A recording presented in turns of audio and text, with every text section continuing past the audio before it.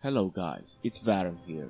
Do you remember being afraid of the boogeyman, hiding so far underneath your sheet that you could barely breathe anymore? The story I'm going to tell you is going to remind you of that dreadful childhood feeling. Let's listen to it. I don't think I have a lot of time. My laptop is at 9% battery, but it is 1 AM and I don't think the power will be back on for a while. The sun won't rise for at least another 5 hours. If you are reading this, it's too late for me, but I can only beg that you heed my warning. As a child, I was terrified of the boogeyman. I believed that monsters lurked in the shadows in places where the dull yellow light from my lamp couldn't touch.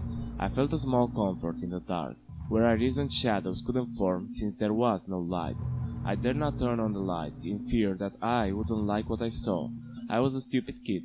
I truly believed that the creatures that haunted me wouldn't see me if I couldn't see them. I continued to sleep with zero light late into my teens, even after my fear subsided. I regret every single night that I was too scared to turn a nightlight on. I am 20 years old now. My second year of college is barely over and I am spending my summer break with my parents in the house I grew up in. It's nice to be back home. It feels nostalgic, like no time has passed at all since I was just a little girl, too scared to open my eyes at night.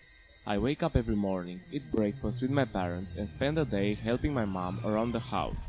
She is in a temporary wheelchair after knee surgery. Any free time I have, other than the time I spend working as a part-time cashier, I spend taking my dog Frodo for long walks. He's an old black lab. He loved to run, but he was slower than the other dogs, and he tires quickly. He doesn't have much to do with what is happening to me, but I want you guys to know a little about me before I die.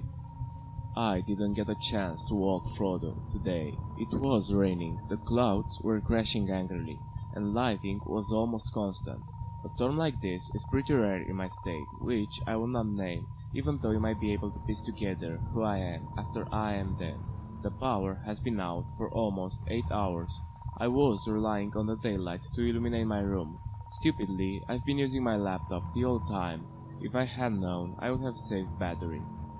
My laptop is at 8% now. I know I should turn the brightness down, but I am petrified, just like when I was a child. But this time I dare not seek comfort in the darkness. That's how they find you. The boogeyman, or whatever you might call them.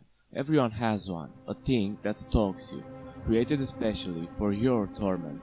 I don't know where they come from, but they start out far away from where you are born. It's not like how I pictured as a kid. They don't live under your bed, in the closet, or even in the shadows. I don't think they live anywhere. All they do is seek. Slowly, they come for you. The thing is, they can only see you in the dark. I don't know exactly why. Maybe because the darkness shows who you really are. When we don't think anyone can see us, we act different, don't we? The expression on our faces, the way we move, the things we think. Sometimes we wear light like a mask. It's kind of ironic. I think that they sense that, and that's why they can only see us then. As soon as the light can touch us, they smell it. They walk step by step in our direction. As soon as the darkness fades, they disappear, starting where they left off next time. Every night that I cloaked myself into the dark, thinking that I was safe, I was really just letting it right to me. That's why it found me so early. Like I said, I was a stupid kid. Most people never find their boogeyman. Sometimes they're really old when they do, found dead in their beds, their passing written off as peaceful, and in their sleep. That's what happened to my grandmother. I guess you guys might be wondering how I know this. Well, it's telling me, my boogeyman. I see it, I hear it. Its voice echoes in my mind. It can't be saying these things out loud. If it was, I think my parents would hear it.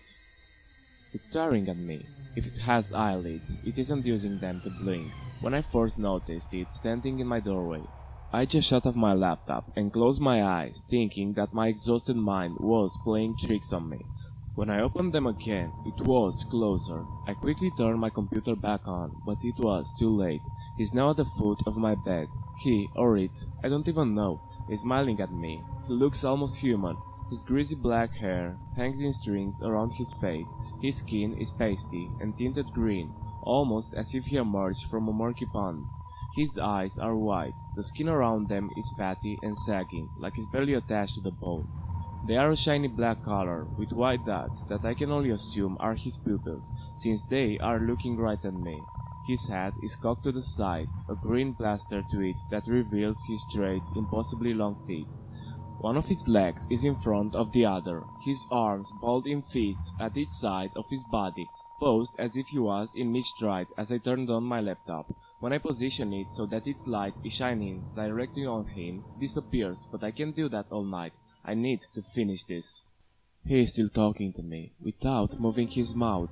His voice sounds wrong, like it is multiple voices overlaid on top of each other. He is so loud now, I can barely concentrate. My laptop is at 4%. It won't be long now. Mom, Dad, if you are reading this, I love you and I wish I could tell you that.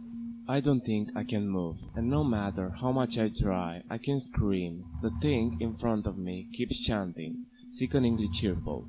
I found you. I found you. That's all he says. I'm going to die. The thing told me. I can only beg.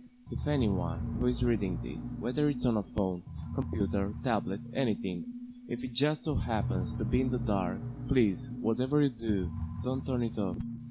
They can see you in the dark.